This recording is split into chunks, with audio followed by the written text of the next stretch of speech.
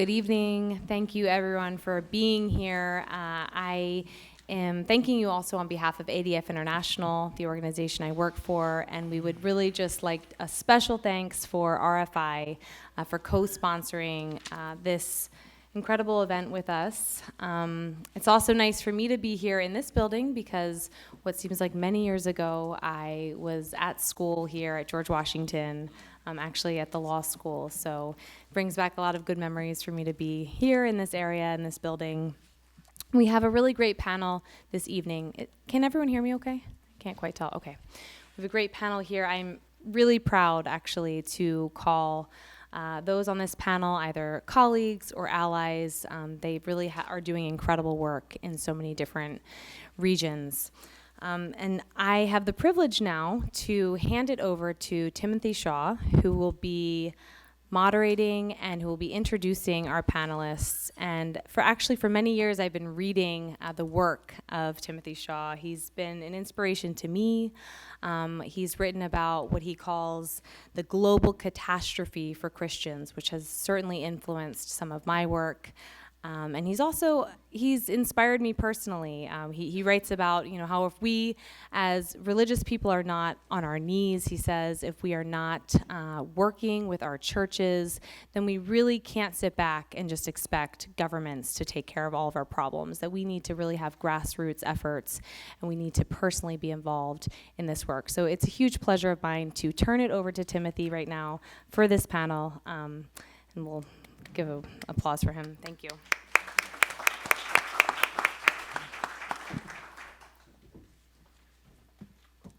Thank you very much for those kind words, Kelsey.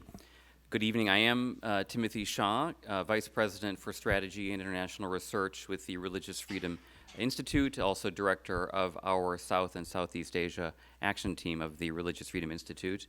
And it really is a tremendous pleasure to be hosting this event with ADF International.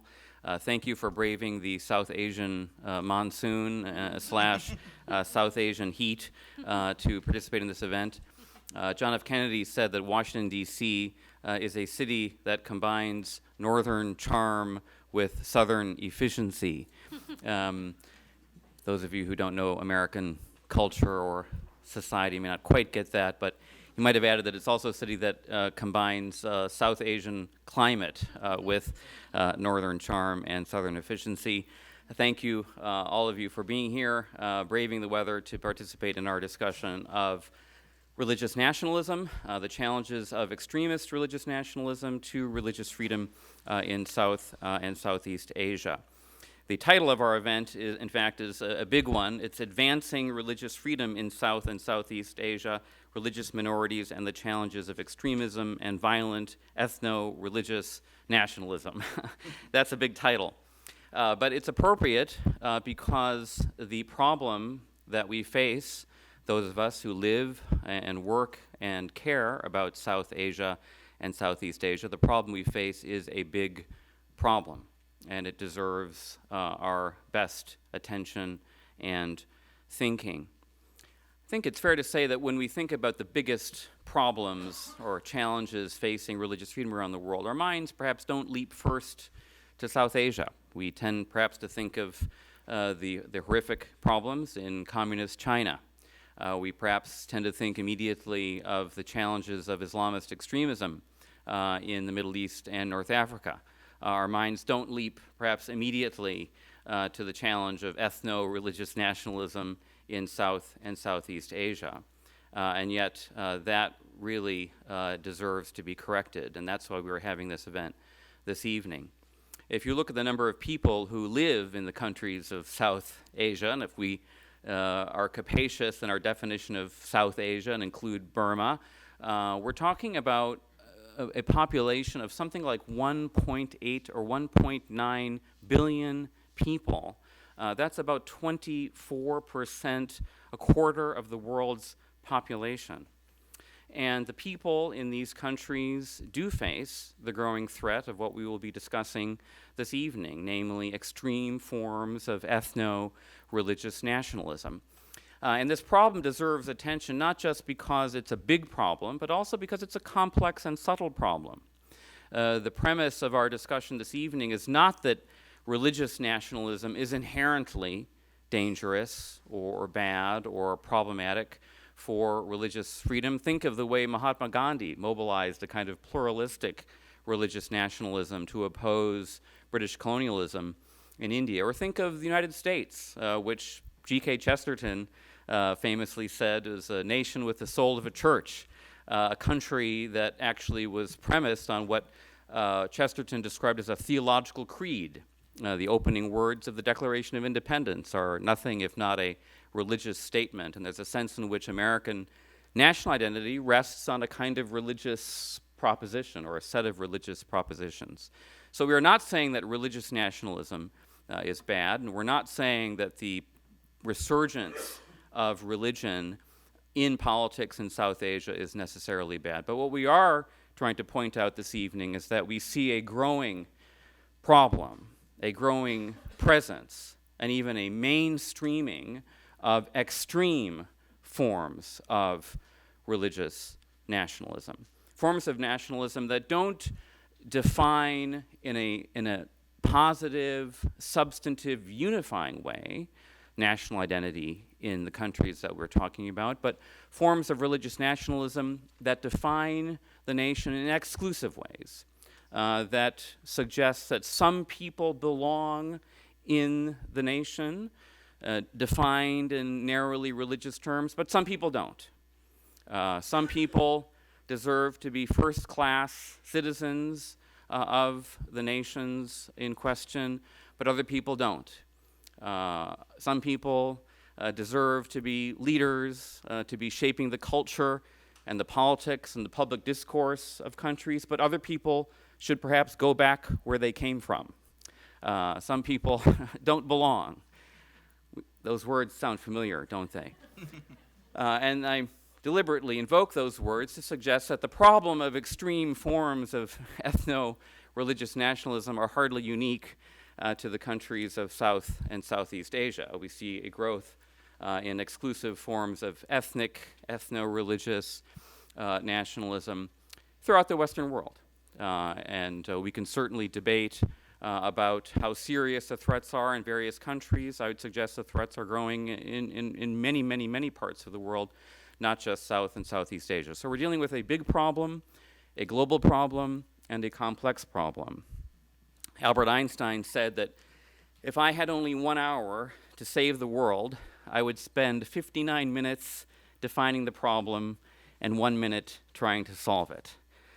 So I don't apologize that we'll be spending a lot of time defining the problem this evening, because it is a big problem, a complex problem, and we are going to be hearing from some of the best minds there are on these problems so that we can better understand and define the problem. We can't solve the problem if we don't clearly understand the problem. So that's what we'll be doing this evening.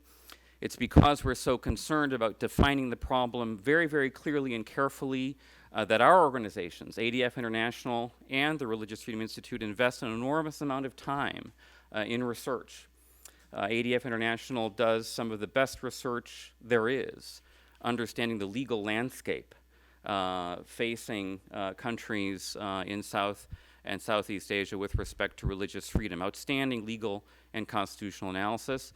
The Religious Freedom Institute, building on some of that work, has been doing its own assessment of the landscape of religious freedom throughout South and Southeast Asia. We are just launching 2 reports today, one on Sri Lanka and one on Burma, which attempt to provide a comprehensive assessment of the religious freedom landscape in South and Southeast Asia. We also are about to release, but have advanced draft copy of a report on Malaysia, and all these reports are available.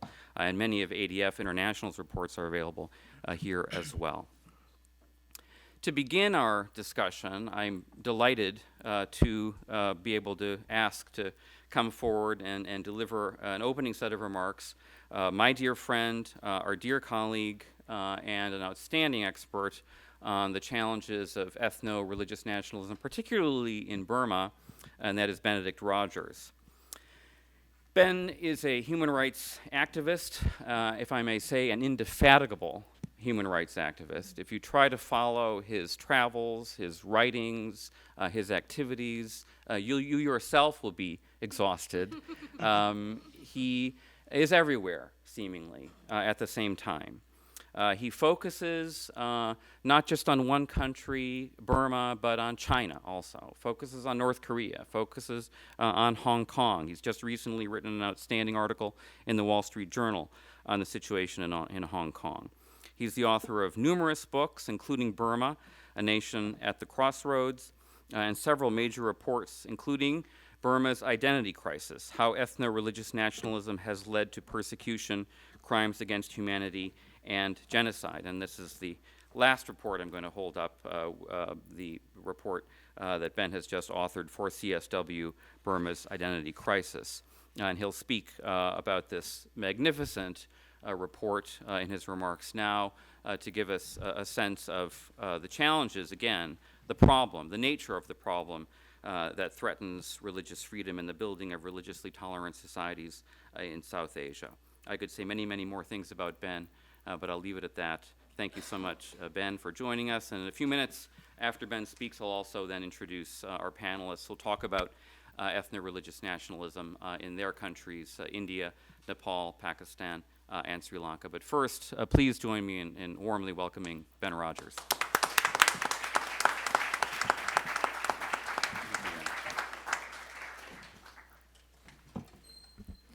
Well, thank you very much indeed, Tim, both for those very kind words and for that excellent scene setter for the topic we're looking at this evening. It's a really great pleasure and privilege to be speaking at this event, and I want to pay tribute both to ADF International and the Religious Freedom Institute, both for this event and for the numerous other events that you have had throughout the week. I thought that I had a busy agenda speaking at, I think, something like 8 different events throughout the week. But all I had to do was show up and speak. You actually organized multiple events, and so I congratulate you on that. I also thank you for your remarks about the climate here. I wasn't going to say it, but walking over here from the State Department, I thought if I closed my eyes, I could easily be in Burma or in Bangkok or other parts of the region where I don't usually, or I less usually, wear a suit and tie. So, but I'm really, really delighted to be here. This is, as Tim has already said, a huge subject. And so what I thought I would do is make some preliminary, very brief remarks on just sketching out the range of countries that this theme applies to, or at least some of them, but then focus the majority of my remarks on Burma. But this is an issue that across South and Southeast Asia affects in its different ways. India, and I know we'll hear a lot about that from the panel, the rise of Hindu nationalism in India, the rise of Buddhist nationalism in Sri Lanka, which of course is very relevant and connected to what I'll be saying on Burma. But we also see religious nationalism in Malaysia, and I would like to say a few words about Indonesia before I turn to Burma. I was in Indonesia in April this year for about 3 weeks during the presidential election campaign, of about 10 days before Election Day, on Election Day itself, and a few days after the election. And I can honestly say that everybody told me when I was there that this was the most divisive election in Indonesia's recent history. And that was specifically because religious identity and identity politics around religion was the dominant theme in the campaign. I remember on Election Day, I went to an area close to the headquarters of the FPI, which is an acronym, the Indonesian translation of an organization that in English is called the Islamic Defenders Front. And we went and talked to voters around the polling station. I was with a couple of other people, and we then went and talked to some FPI members.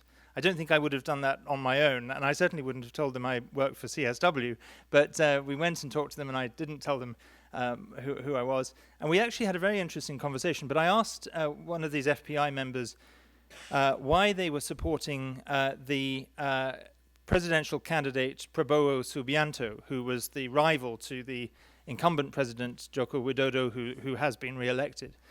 And they said to me, we are supporting Prabowo because he is going to fulfill our vision for Indonesia. And I said, what is your vision for Indonesia? And he said, our vision for Indonesia is that Indonesia, the world's largest Muslim majority nation, should be an Islamic nation where full Islamic law, full Sharia law applies to everyone.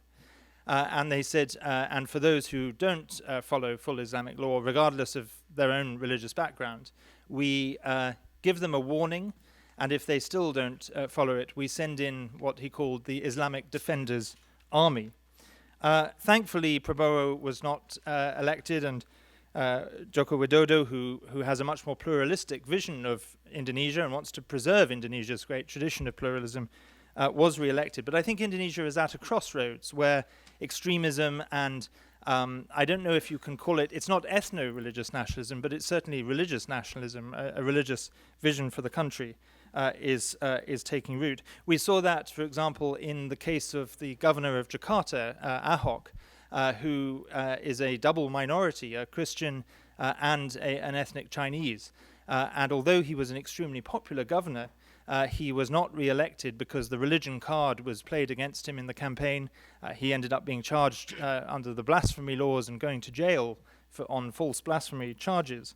But that was a prime example of religious nationalism where both his ethnicity and his religion was used against him. We've also seen rising extremism across the country in the form of violent attacks on churches and other places of worship. I went a few months after 3 churches in Surabaya were attacked by a family of suicide bombers, and that was a terrible tragedy for Indonesia. But let me turn now to Burma, which I think is a country that really epitomizes this theme, and hence the subtitle of my new report, Burma's Identity Crisis, how ethno-religious nationalism has led to religious intolerance, crimes against humanity, and genocide. Burma, in a way, Burma has an identity crisis at all sorts of levels. It's inherent, actually, in the uncertainty and the debate around the very name of the country. Do we call it Burma or do we call it Myanmar? And then it's at an even more deep level at the root of the many different ethnic conflicts in the country and religious conflicts, and the two are intertwined. Let me share a quote from Pope Francis when he visited Burma in 2017. And he said this: "The arduous process of peace building and national reconciliation can only advance through a commitment to justice and respect for human rights. The future of," he uses, Myanmar, "must be peace, a peace based on respect for the dignity and rights of each member of society, respect for each ethnic group and its identity, respect for the rule of law, and respect for a democratic order that enables each individual and every group, none excluded, to offer its legitimate contribution to the common good." I share with you also words from Aung San Suu Kyi, the head of Burma's government, who, sadly, the reality is her government has dramatically fallen short of meeting these words, but nevertheless they're good words. She says, "Our nation is a rich tapestry of different peoples, languages, and religions, woven on a backdrop of vast natural potential. It is the aim of our government to bring out the beauty of our diversity and to make it our strength by protecting rights, fostering tolerance, ensuring security for all." In total contrast to those beautiful visions for the country, listen to the words of Sitagu Sayadaw, one of the most prominent, well-known Buddhist monks in the country, who says, "Buddhists are hosts and Muslims are guests. The guests must obey the hosts." On another occasion, he gave a sermon to the military, and he actually said that killing non-Buddhists is not a sin in Buddhism. I'm not sure what kind of Buddhism he's following, but that's what he said. What has this led to? Well, it's led to legislation in the country that, for example, restricts interreligious marriage. a package of 4 laws, the race and religion laws that also restrict religious conversion, the increasing implementation of a law that's been in existence for many years, but only in recent years has it been used, and that is, it's interesting, it's section 295 of the Penal Code, which of course is the same section in South Asian countries, a blasphemy law, and that has been used increasingly against people in Burma. Rising hate speech, particularly against Muslims, but also against Christians, and indeed against those Buddhists who challenge the Buddhist nationalist agenda. Discrimination, the increasing number of villages that have declared themselves Muslim-free zones or no-go zones for Muslims. Increasing violence.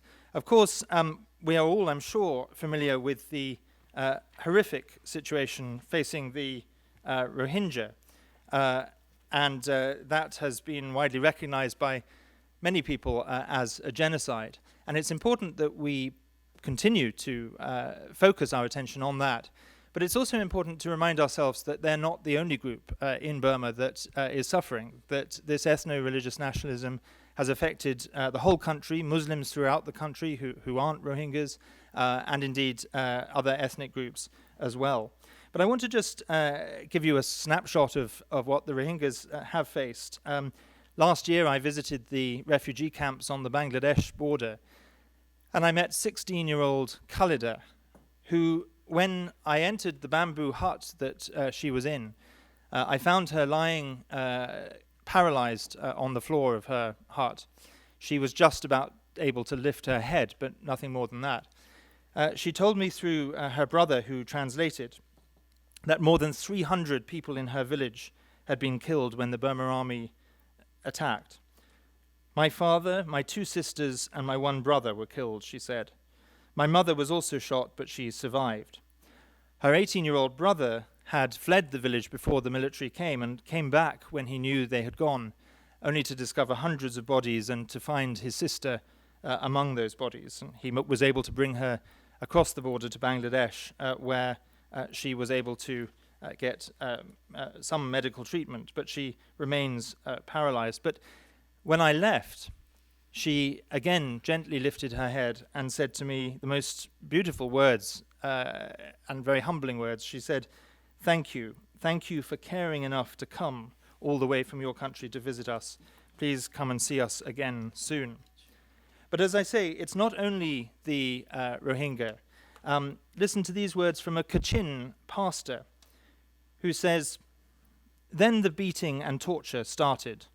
One soldier ran straight at me. I knew he was going to hit me, so I prepared myself not to fall down.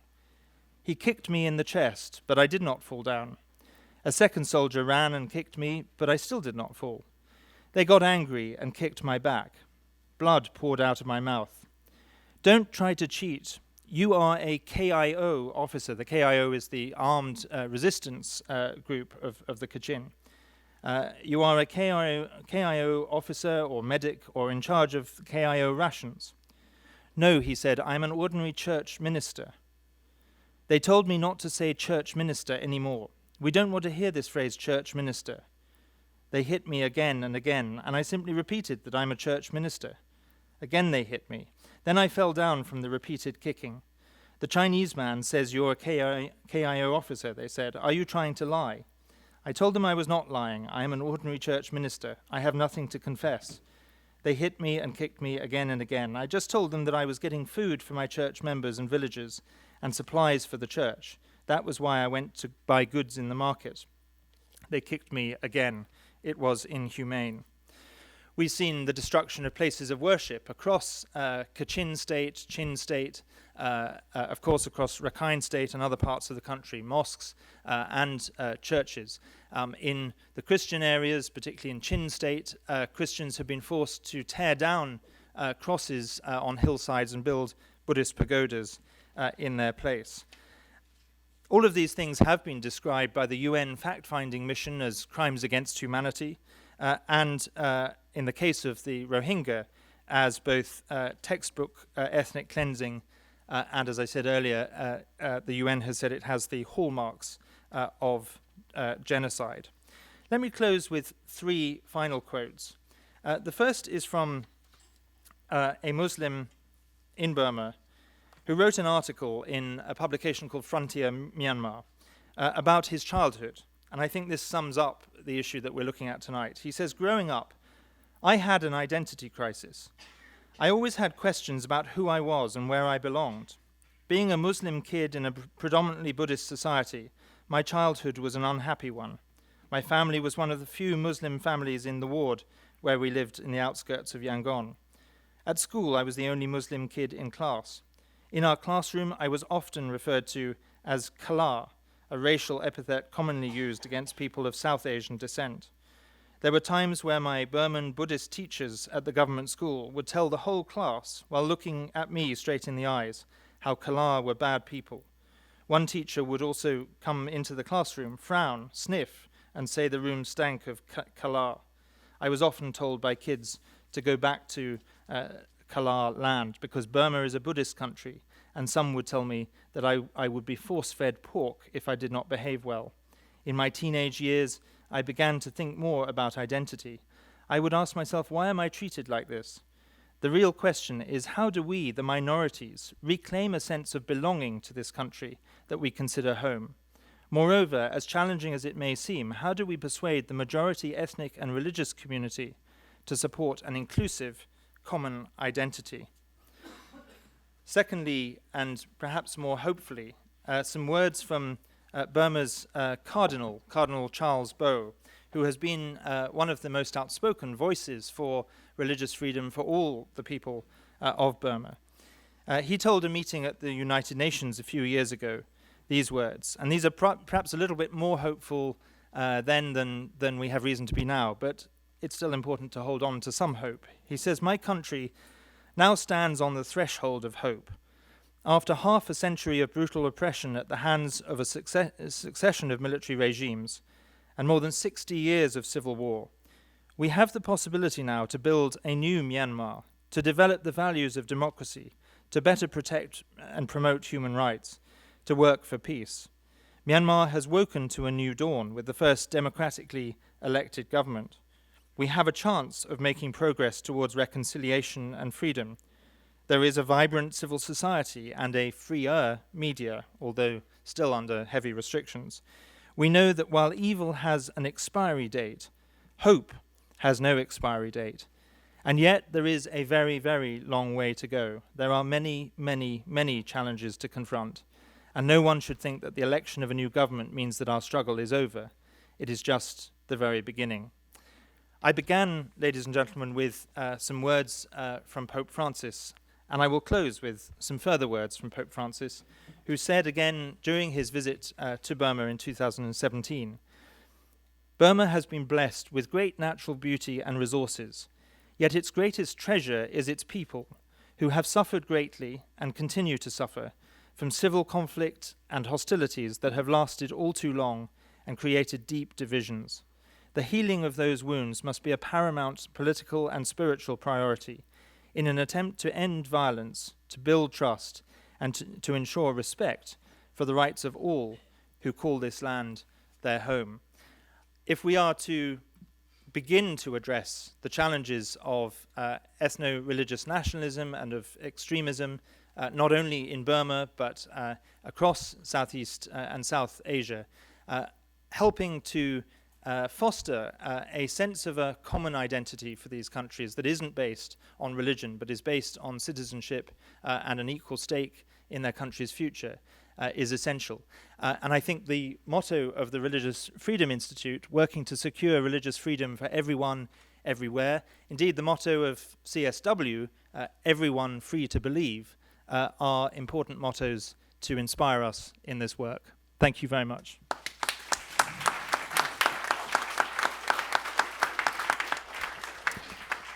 Thank you very much, Ben Rogers. And I should have emphasized when I introduced Ben that Ben has for many years served with the wonderful organization CSW and is currently the East Asia team leader for CSW.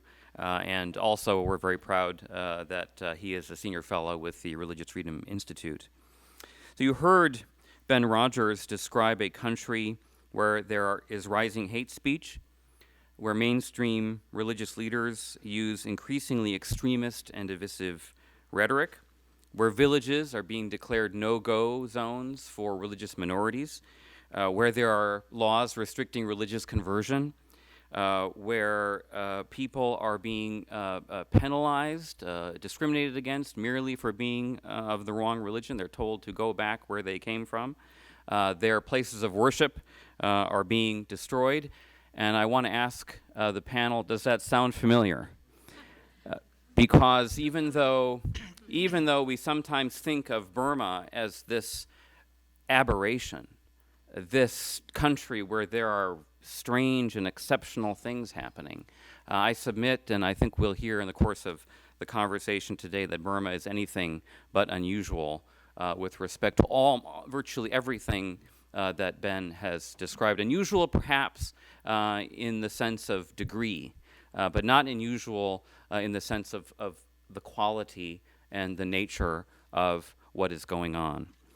To continue in very much the same vein, I'm delighted that we have an extraordinary panel of scholars, experts, activists who have been working in South Asia, about South Asia, who are based in South Asia, who are intimately familiar with the challenge of ethno-religious nationalism in all the major countries of South Asia. And we'll hear now discussion of Sri Lanka, India, Nepal, and Pakistan. And I'd like us to begin with Rebecca Shah, because she will be talking about Sri Lanka, and it's, I think, sensible to talk about Sri Lanka after a discussion of Burma, for the obvious reason that the kind of extreme Buddhist nationalism that we see in Burma has been a major phenomenon in Sri Lanka for many, many decades. And yet it is in some ways becoming even more extreme and intense at this very moment.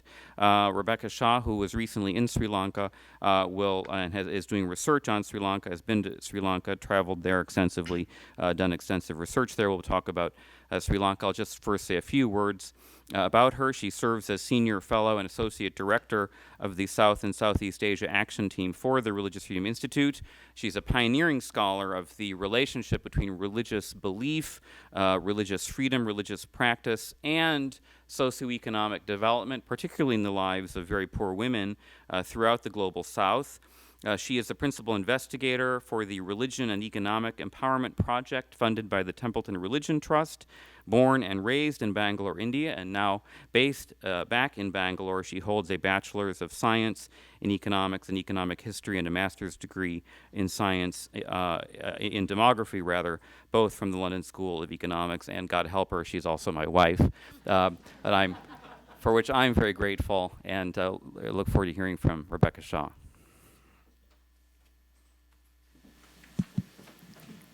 Thank you, Tim. Can you hear me? I wonder if this mic is on. If it isn't, okay. Well, I've been asked by Tim, and Tim has asked the panel to talk a little bit for 5 minutes, so I hope to be warned as I approach that, about the problems or why there is this rising nationalism in Sri Lanka. I spent a lot of time in Sri Lanka because I worked there, and now that I've lived in India, it's in South India, it's just a half an hour flight, so I spend a decent amount of time there, and I've seen changes over the years in the country. I'd like to say that the problems, or at least the reasons why there is this rising extremist nationalism on the island, become of three main reasons. I guess I divide them into a theological reason, a political reason, and what I might call a technological reason. So the theological reason, I think, I won't get into this, and I hope you can ask me this afterwards or during the question time, stems from the concept of the Dhamma-Dipa, or the island of Lanka. It's drawn from an ancient Pali text, the Mahavamsa, which was written somewhere in the 6th century, which talks about the Lord Buddha, Gautama Buddha, having come from India 3 times and claiming the island for the propagation, the institutionalization of Buddhism. So ingrained within this very purest strain of Theravada Buddhism, the Mahavira tradition, which was born in Anuradhapura, and which is very different, shall we say, from other forms of Buddhism, is a belief that the land of the Buddha is sacred and therefore needs to be protected. So that's one reason why we have this strong theological trust and belief in the protection of the land of the Buddha. It's led, of course, to the rise of these nationalist groups of monks, like the Bodha Bala Sena, which means, roughly translated into the Buddhist power force. Now, when you think of Buddhism, I live in Rock Falls, and I'm in America, and driving down the Falls Road, there's a wonderful Buddhist temple. It's all swirls of incense and chanting, and it's a beautiful religion. I've grown up with it in India. But one never thinks of the Buddhism as in the purest Theravada Buddhism as embodied by the Bodha Buddha Balasena. Leading that at the moment in Sri Lanka is a notorious monk, Nyanasara. And he has been responsible for many inciting violence primarily against the minority religious traditions. Buddhists make up 70% of the country, so why they should have this complex about their religion is baffling. Stanley Tambaya, the anthropologist, the Sri Lankan anthropologist, calls these Buddhists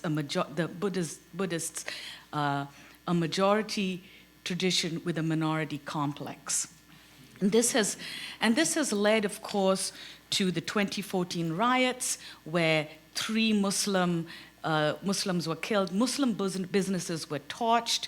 In 2017, the Rohingya, which left Myanmar, Burma, and were in UN protection in part of Colombo, where the shelter was stoned by Buddhist monks.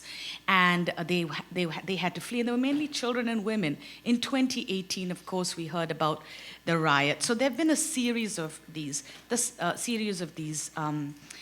attacks on mainly Muslims, and as well as Christians in parts of north and east Sri Lanka. The second is the political reason. There's been a sort of politicization of the religion, and this has led to not just the Bodha Balasena, but militant monks charging the judiciary, charging various, rising up, and sort of charismatic militant monks. I know that sounds like an oxymoron, but really it's true.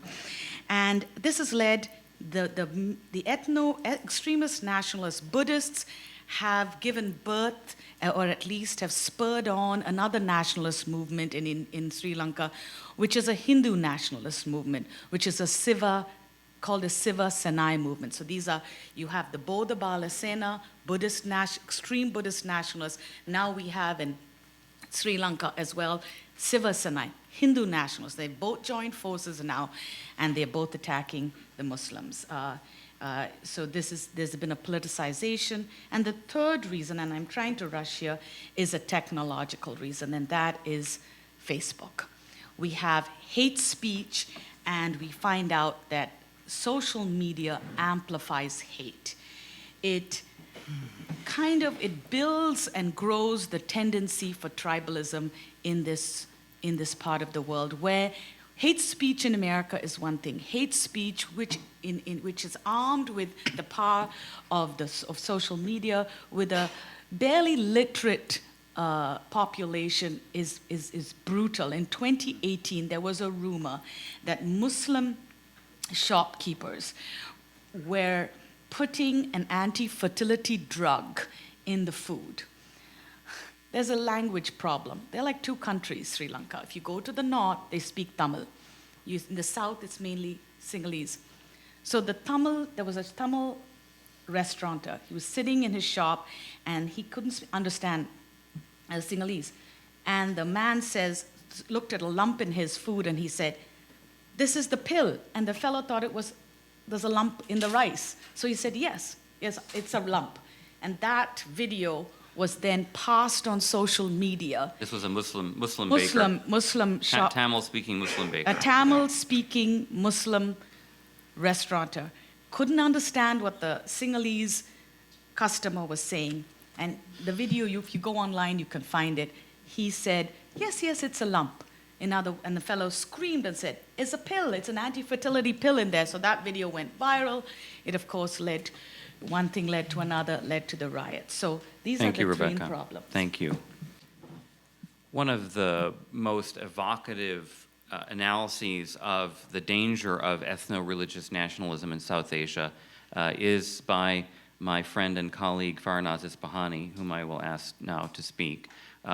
She, just a couple of years ago, authored an outstanding, powerful, moving narrative called Purifying the Land of the Pure, Pakistan's Religious Minorities. That's a wonderful phrase for evoking the nature of the phenomenon we're talking about, purifying the land of the pure. And in many respects, all of the ethno-religious nationalist projects that we're talking about, whether in Burma, Sri Lanka, Pakistan, India, and Nepal, are about purifying a land that is supposed to be pure in the minds of the ethno-religious nationalists. I'm delighted that Farnaz is joining us. In 2015, Farnaz served as a Reagan-Fischel Scholar at the National Endowment for Democracy in Washington. She also serves as a public policy scholar at the Woodrow Wilson Center. She is was a Pakistani politician, served as a member of parliament and media advisor to the president of Pakistan from 2008 to 2012. She returned to Pakistan with former Prime Minister Benazir Bhutto in 2007 after opposing the Musharraf dictatorship in the preceding years. She is a prolific author, and I'm also proud to say that she is a senior fellow with the Religious Freedom Institute, and look forward to hearing Farnaz talk about Pakistan, on which she's written so expertly. You're so kind, Tim, that I don't know. After that, I have nothing left to say. When those of us who work on Pakistan, and especially Pakistan's religious minorities, look at what is happening around us in South Asia and Southeast Asia, we call it the Pakistanization of South Asia. I have used this term in India at many talks, from Jamia Millia to many other universities there, and I have not got too much dissent back from students or professors. So very, very sadly, it's like the virus that becomes full-blown and then starts attacking beyond the body of the person. That is what we have now. So go back to what is Pakistanization when it deals with religious minorities. One of the things that I always tell people in this town is, all of you look at Pakistan as an event. This happened, then this person was killed, then the Gojra village was burnt down by a violent mob. Then, everyone looks at Pakistan by newspaper reports that report events. But what has happened in Pakistan is not one event or 100 events. It's a process. It's a thought-out process. And it was a process to purify post-partition from India, the country that has been hijacked from what the founder wanted, into this country of purification. So at the time that Pakistan and India separated, around 1946, early 47, the landmass that was Pakistan today had a population of 23% non-Muslim, 23%, almost a quarter.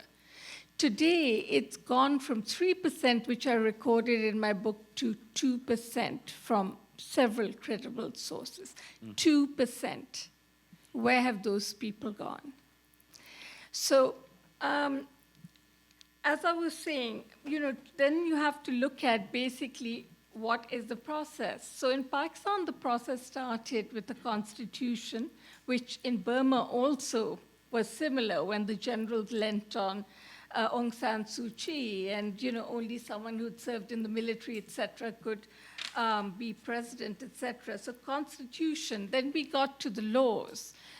Some British legacy laws like the blasphemy laws, which, as most of you who follow the story of, say, Asia Bibi and many other stories coming out of Pakistan, especially to do with Christians and Ahmadi Muslims.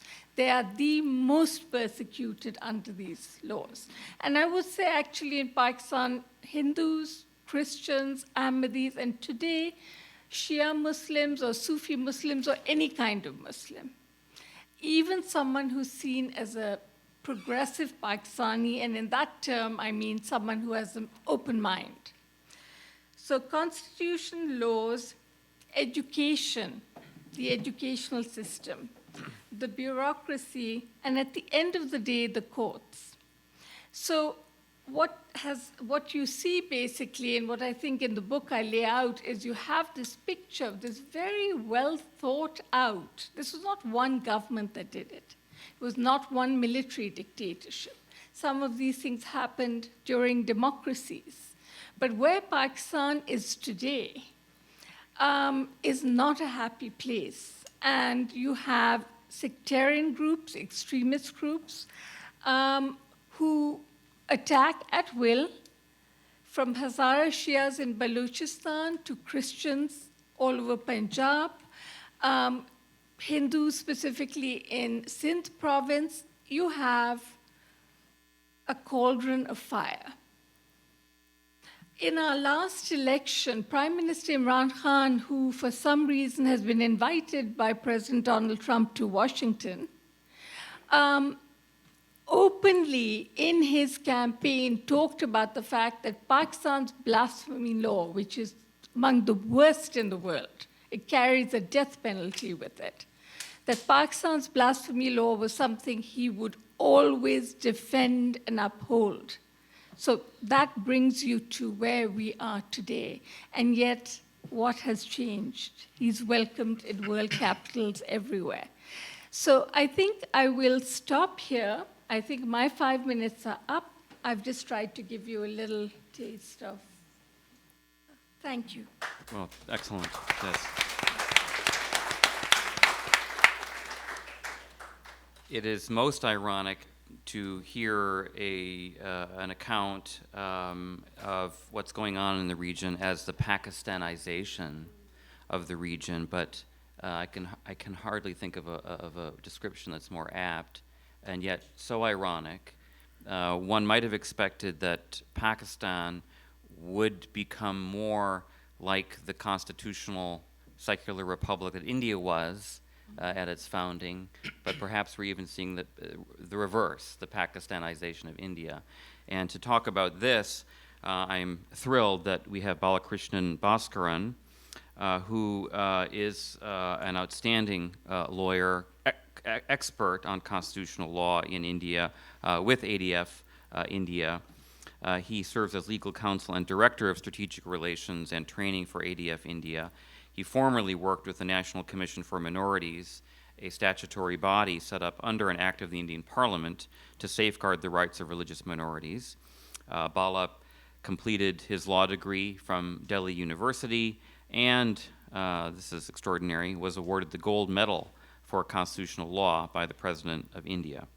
We're delighted to have Bala talk about what is happening in India.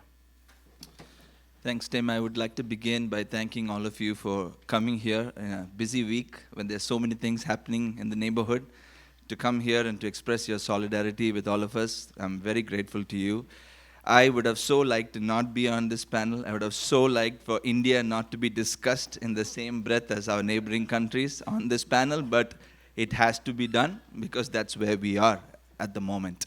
I was here, I did my master's program here in the States 15 years ago, and I had a choice whether to stay on here in this country or to go back.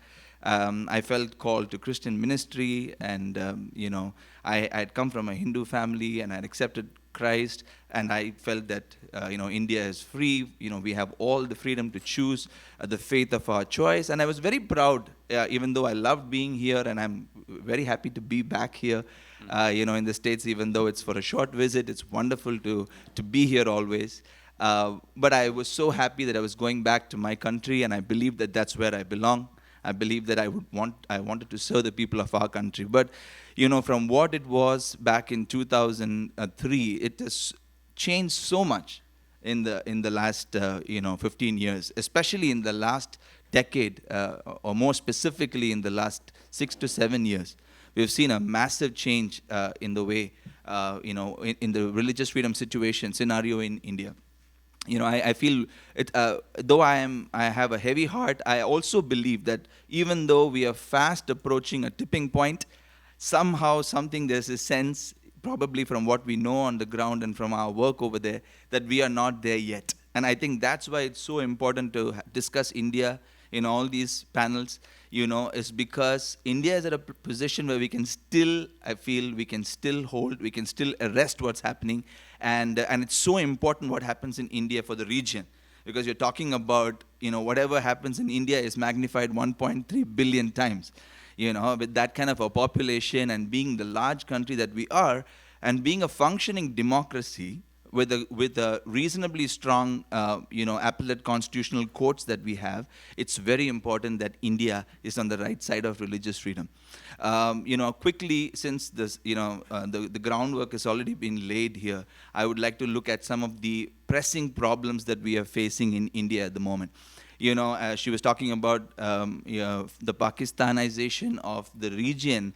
We've heard people say that India, the democracy is becoming a mobocracy, and then we also hear things like it's becoming the lynchistan because of the amount of lynching that's going on. The rule of the mob is something that I feel is so scary. When we look at some of the videos, I think of 2015, and we had this, peace-loving, at least from what all we hear, a man called Muhammad Akhlaq, and he was accused of slaughtering a cow, and he was lynched to death, not very far from the national capital, and that was in 2015. In 2017, in nearby, when I say nearby, I'm speaking from not Washington D.C. but New Delhi. Alwar in Rajasthan, we had Pehlu Khan, another man. This time it wasn't cow slaughtering, it was cow smuggling. So you see how the boundaries are being changed. So then there was cow smuggling, for which he was lynched to death. And even as the people who lynched him continue to enjoy freedom, there was now recently a charge sheeting of Pehlu Khan, the deceased, and his son for the smuggling of the cow. And 2019, here we are, just last month before we actually came here for these meetings, we had this young man called Tabrez Ansari in Jharkhand, who was lynched to death, not for cow smuggling this time, not for cow slaughtering, but for burglary. And here this man was beaten.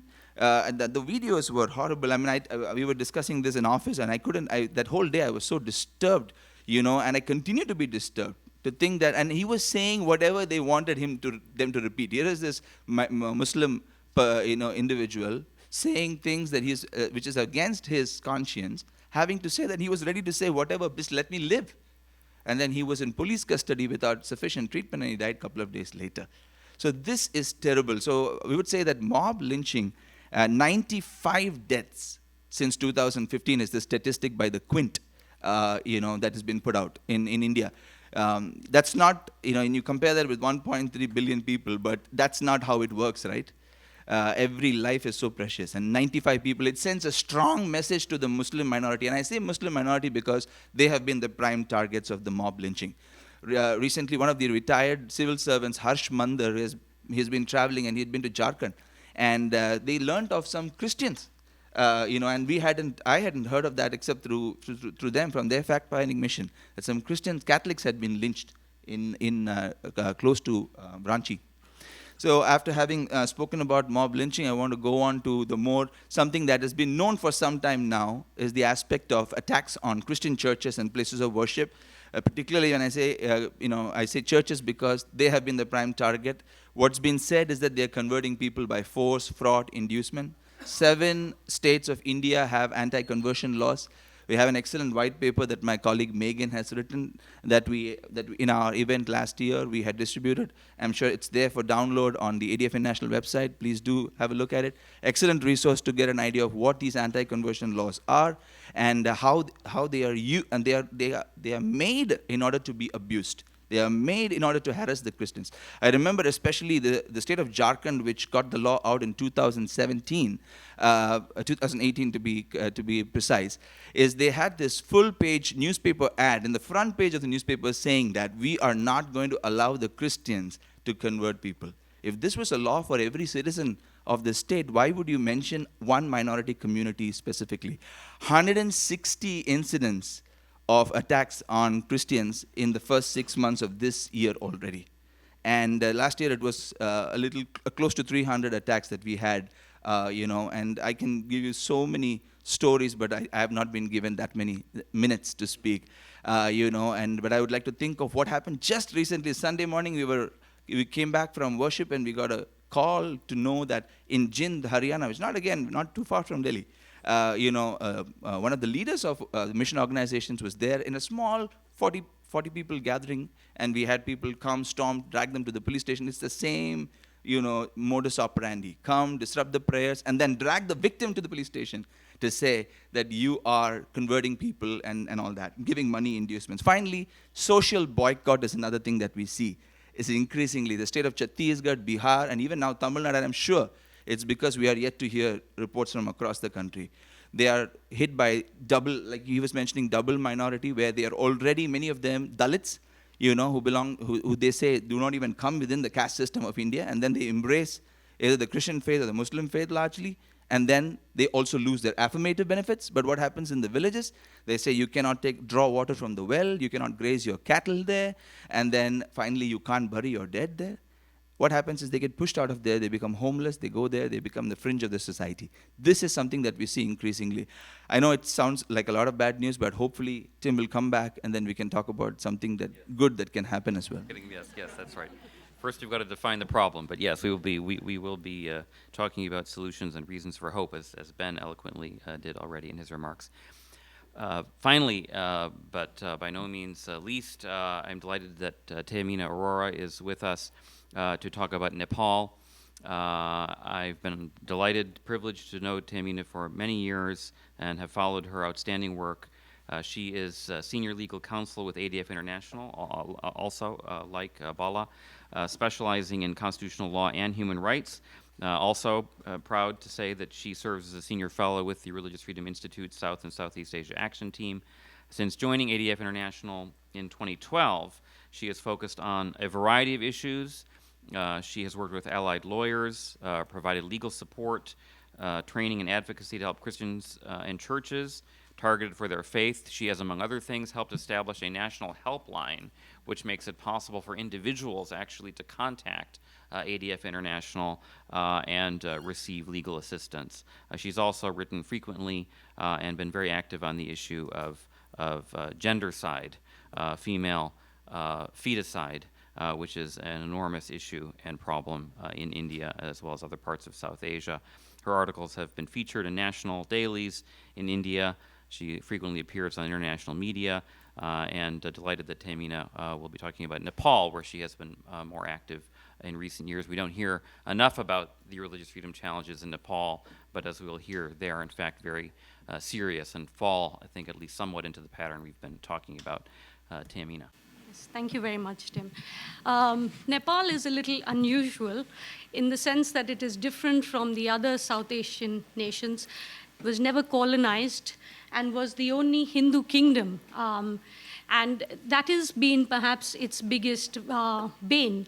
The fact that its identity as a Hindu kingdom was challenged as the constitution was being drafted and if I may say so, multiple times. Nepal went through a very lengthy process of trying to draft a constitution. And that pressure, perhaps a little bit from international entities, some from within the country, but to consider itself now and its identity to be recognized as a secular nation in line with commitments that it has made to the international community. Nepal has struggled with this identity of being a Hindu nation with a secular ethos being perhaps pushed on it. And it is this struggle that has resulted frequently in violence against religious minorities. And when, even when the word secularism was finally incorporated into the Nepali constitution, there was a sense of trepidation that the local communities felt. And what was added into the Nepali constitution was secularism, but with protection to the eternal religion or the Sanatan Dharma or Hinduism. And because of this special protection within the constitution for Hinduism or the Sanatan Dharma, as is mentioned in the constitution itself, provisions were also brought in to the other sections or articles of the constitution where this very concept of changing one's religious belief was questioned. So you have the freedom of religion, but only so long as you do not convert, or that nobody should try to convert you. So you have the freedom, but don't exercise it. And essentially, that is perhaps the problem that we see in many South Asian regions. There is freedom, but don't exercise it. Don't question it. Don't try and push it. And this, of course, in Nepal has resulted again in amendments to their penal code. And almost as soon as this violence has, as soon as these changes were brought into the constitutional framework, we have seen violence on the ground. Just last year, human rights groups in Nepal have documented 15 attacks against the Christian community there. This has included bombings of churches. This has included attacks at prayer groups and homes, the deportation of foreigners who dared to visit Christian friends there. It's also resulted in policies like not providing of burial grounds for local Christian and local Muslim communities, in spite of having Supreme Court orders that say you should be able to use the common burial ground, but absolutely no application of that judgment. It has also resulted in policies which looked with great suspect at international NGOs, because they were the ones who seemed to be pushing this word secularism or into the constitution and are bringing this Western influence, which all of us in South Asia are greatly fearful of. So this Western influence must be protected, and therefore the NGO policy was drafted in such a way that every report actually was supposed to be sent to the government agencies for them to read. It's surprising sometimes as NGOs when you write reports even to your donors, they don't read it, but the government does want to read every report that you write. So it's rather remarkable that they should be really considered. I mean, I'm really glad somebody would read my report actually. But this is something that the government wanted to do with every single report. Thankfully, there was a large outcry, and that has resulted in some pushback of that policy. But it hangs out there as a sword over the heads of many NGOs, and also it results in the non-registration of religious NGOs. This is a frequent problem many Christian groups complain of. If you are not registered as an entity, how do you hold land? How do you own property? How do you run certain programs? So this causes a lot of stress for the local communities, and like I said, has resulted in a lot of violence. But I think what is remarkably different about Nepal, where you've gone from a Hindu nation to a secular nation, which is sort of protecting Hinduism, but also that this is perhaps barring perhaps what we see in Burma and Pakistan in terms of the laws. In terms of Sri Lanka and India, the Nepal framework, the legal framework, is more restrictive. And because it has a more restrictive framework, appealing for religious freedom will prove to be more difficult in the years ahead. So. We're going to shift gears, I promised that we would get to a discussion of solutions, of reasons for hope, and I'm going to ask Ben Rogers to come to the panel. We're going to have a discussion amongst ourselves that's reasonably brief, and then we'll turn to you fairly soon. We've worked hard to try to define the problem, which, as we've been saying, is more than half the battle. We've seen how ethno-religious nationalism, very extreme forms of it, are not just exceptional, they're not just marginal in the politics and cultures of contemporary South Asia. They're becoming the playbook. They're becoming a dominant regional playbook.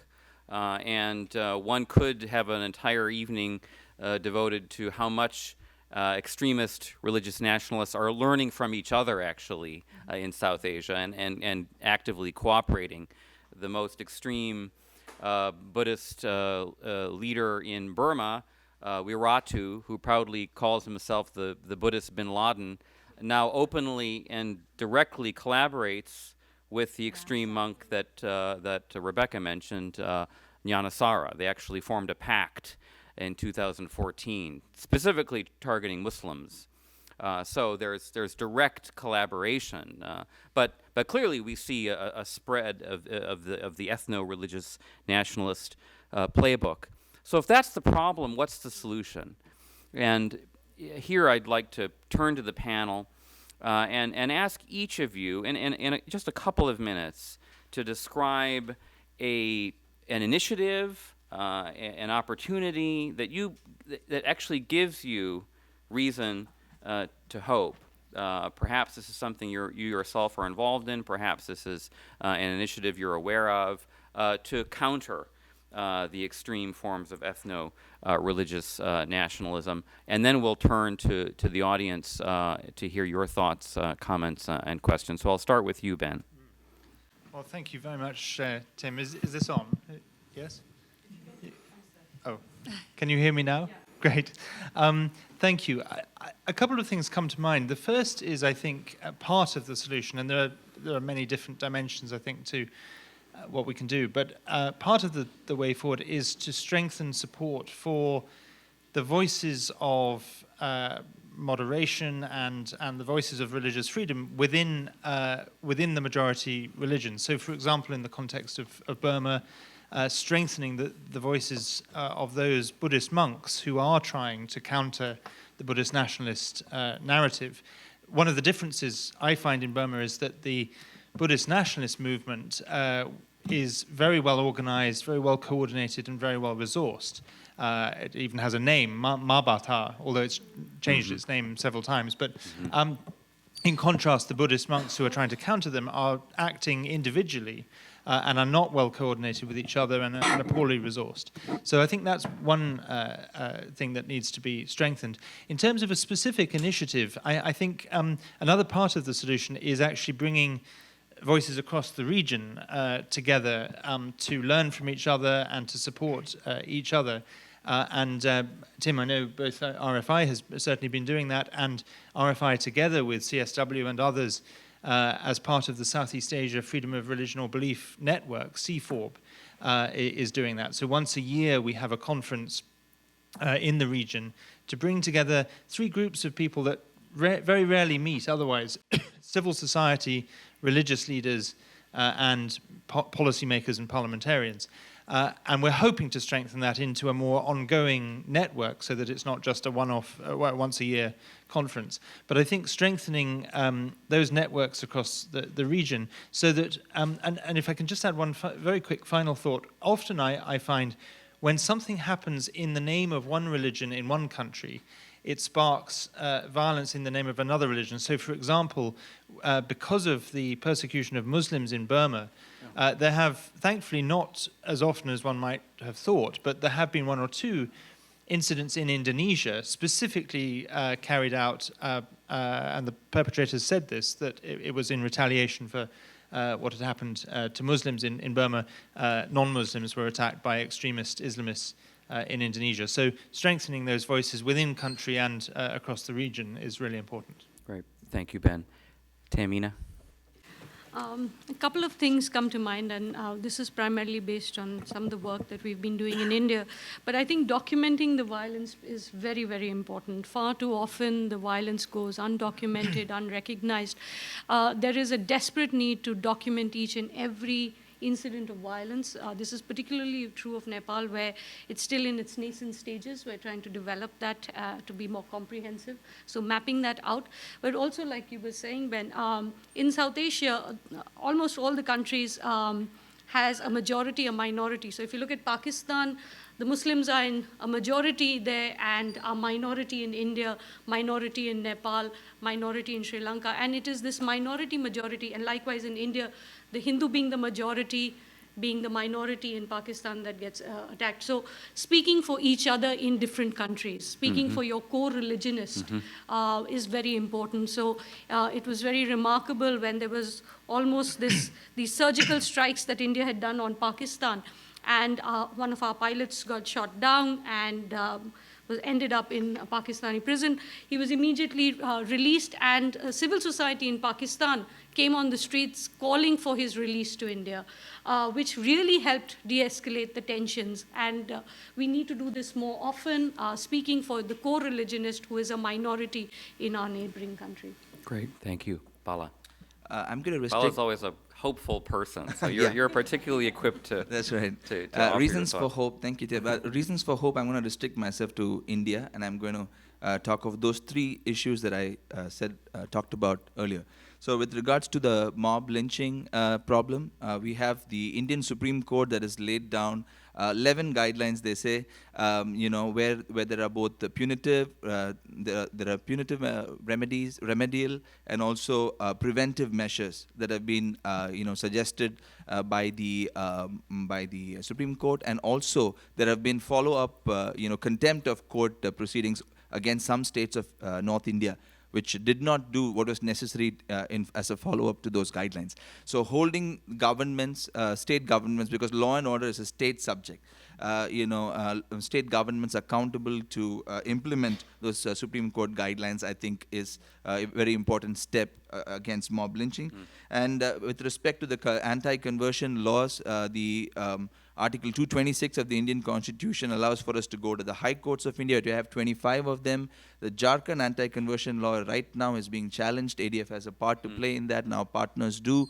And we are hopeful that in the light of some of the recent judgments that have come out from Supreme Court, which has said that the right to privacy as a fundamental right under the Indian Constitution, and also the love jihad case, where an inter-religious marriage was also upheld, whereas the lower court, the first appellate court had actually annulled the marriage, and then the Supreme Court said nothing of that sort should be done. So we are hopeful that the Supreme Court will, the High Court and then the Supreme Court will now relook at what it had laid down in 1977, by which it had said that the anti-conversion laws are constitutional. We hope they'll overturn that.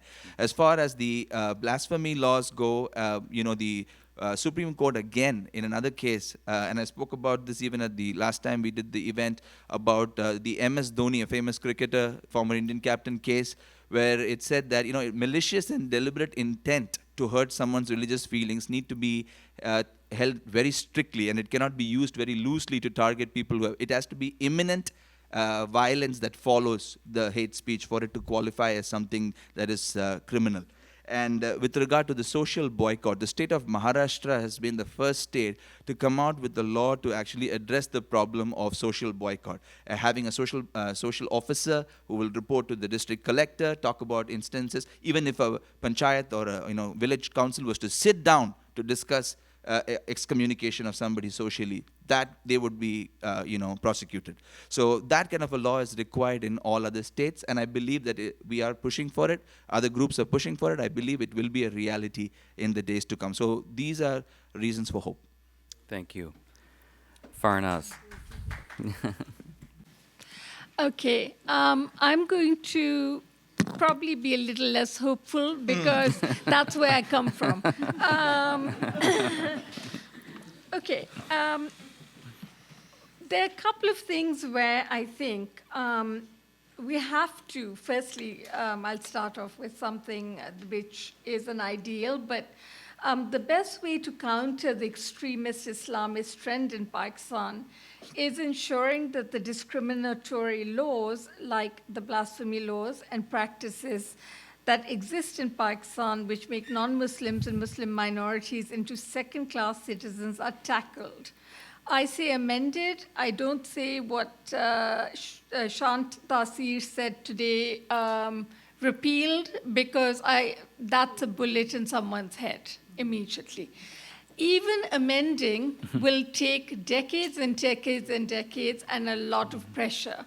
So that's not number one on my list, but it has to be mentioned.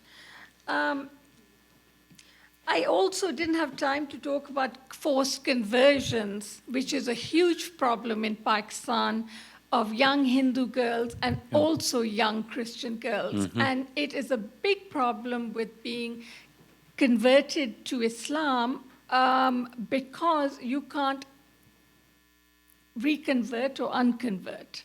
So when cases of forced marriages go to courts, very often the judge says, yes, perhaps you were forced, but now you are a Muslim. You can't go back to your Christian family or Hindu family, so it's better you go with your Muslim husband. So this is the kind of thing which I feel, with some lobbying, with some pressure, certain things can be, if not removed completely as an evil, can be reduced. One of the things that I feel about, the difference between a democracy, which has a clear division of church and state, to have a chance to survive, unlike Pakistan, which is basically a country that exists for a military, is the hope in this weird militaristic setup is that if the Pakistani military, with a failing economy, the military still wants toys for the boys. So there is the United States, Saudi Arabia, the UAE, China, all of these countries can play a role to give the military what it needs, to have the military have some of these extremist groups stand down. Because very often they've trained them, they pay for them, and they allow the bloodletting that they do as a consequence, because they need them to fight in Kashmir and elsewhere. So basically, the one thing that I have seen, as I was talking about, that they are events, but Asia Bibi, which was a huge victory for anti-blasphemy advocates, she got out. She was acquitted after many, many years in prison, death penalty. She was acquitted completely, but was not allowed to leave the country for months. But then she was. Why? Because Pakistan's economy is in shambles. Pakistan needed a new IMF program. The United States is crucial in helping Pakistan get the IMF program. I know because I've sat in the presidency of Pakistan, I've seen this happen before. So suddenly, as a goodwill gesture, years of campaigning by Christian activists, faith groups, human rights activists, and all kinds of governments, Asia Bibi was allowed to leave. So I do believe behind the scenes pressure, unrelenting, does work. And what it's done is not just one Christian woman, unlettered, has been allowed to leave. It set a precedent. And it's a precedent that gives us all hope. We also seen Shakur Bhai, who was a poor Ahmadi Muslim bookseller, locked up, has been released, again for the same reason. The Ahmadi community and all their friends who were campaigning, when Pakistan's at this weak juncture, we've managed to do that. It's a bit like Turkey with Pastor Brunson. There was no other reason. There was a particular time that... So at the end of the day, though, I have one specific kind of example, which was that after the Helsinki Accords, Helsinki Watch was turned into Human Rights Watch. And we have not had, for religious freedom, a kind of mechanism like that, which I think is something that all of us in our various fields and lives should start thinking about and start organizing around. So basically, that's it from me, if I made any sense. No, Thank you. wonderful. Rebecca, you were the first to talk about the problem eloquently in terms of theology, politics, and technology. What are your thoughts about a way to respond? I'm not going to talk about theology because I'll stay in my lane. I am a pastor's daughter, but I won't talk about theology.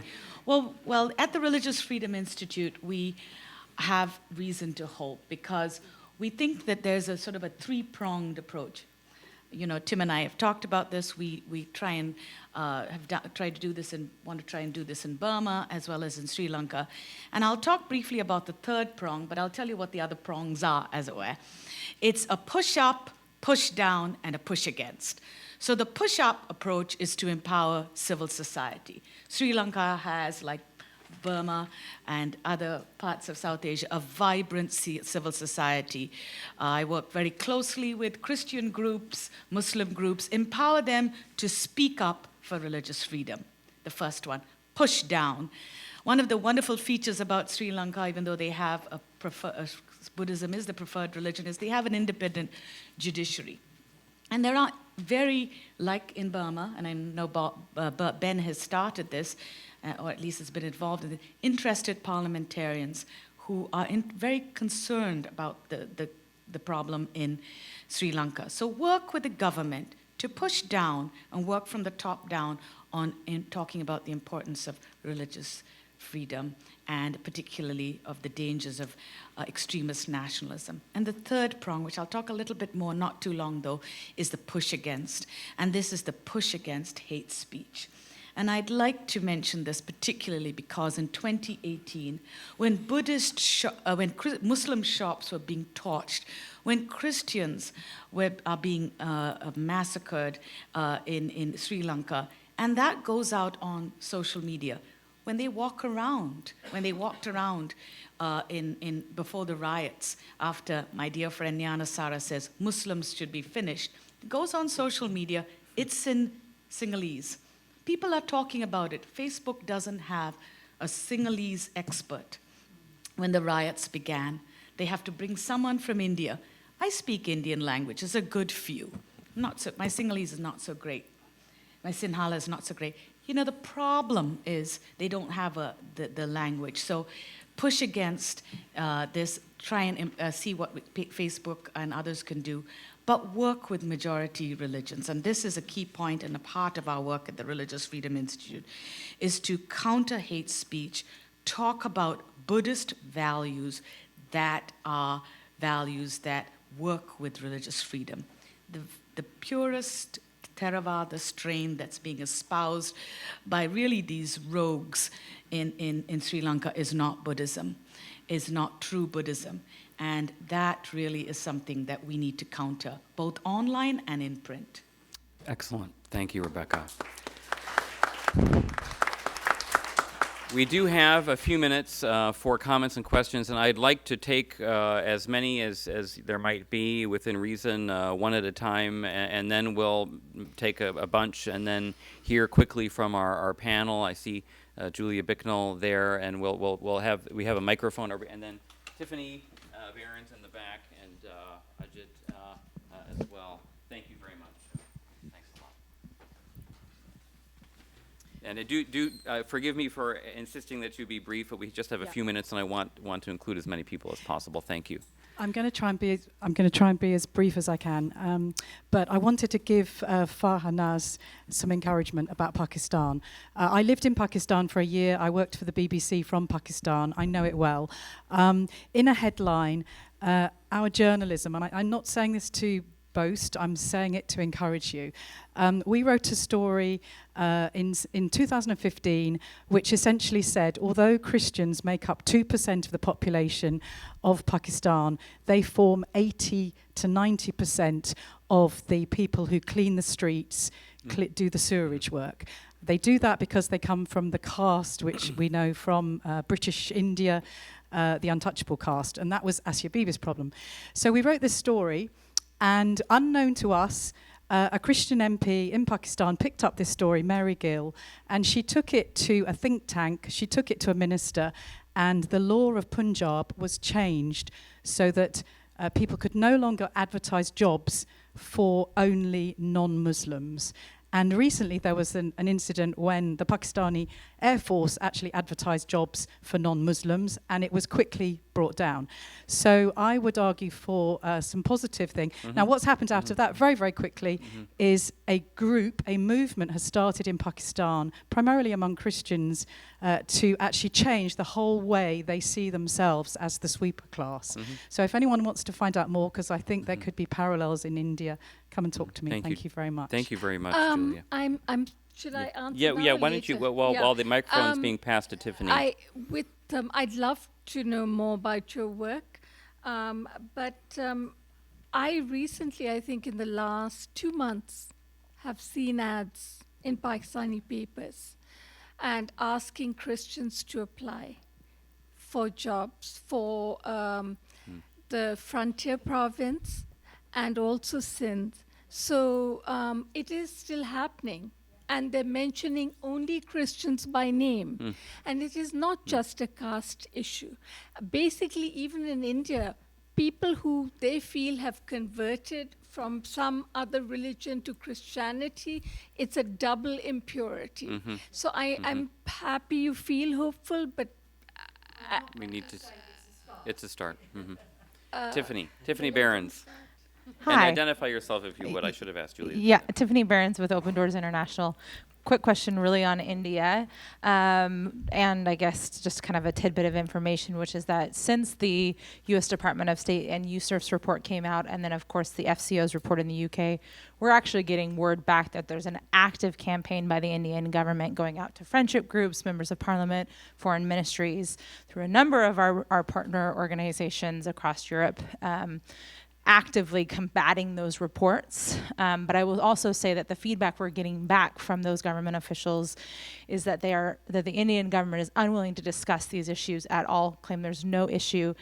And if I'm honest, it's not a very hard thing to push these Western governments because India is such an economic opportunity. Yeah. And so I guess my question for you is what would your recommendation be from a practical standpoint? Obviously there's Brian Grimm's research, there's some good stuff from Pew recently, but how do you cross that bridge to getting the Western governments to hurdle past India's great burgeoning economy and the opportunities they see it as? And Western governments, of course, want to bolster India as a counterweight to China, so there's reluctance to criticize India publicly. Secretary of State Pompeo did raise religious freedom issues when he was in New Delhi recently, in a fairly muted way, but still publicly, which deserves praise. Eugene Yap. I'm going to ask people to be increasingly brief. I apologize, so that because we are getting very close to the time when we'll all turn into pumpkins if we don't stop. So, thank you very much. Just a question to Tamina about Nepal. Could you just share a little bit about the anti-conversion law? I think it's 2015 or 2016. What is exactly the scope of the anti-conversion law? Because there's some controversy in the sense that if the conversion is happened during in the church grounds or church premises or church boundaries, that anti-conversion law doesn't apply. But just clarify. okay, that's great. So we have a question on India and Nepal. Yes, yes. Yeah, did you raise your hand? Oh, okay, all right, okay, yeah, sorry. It was a public display of affection. It wasn't a,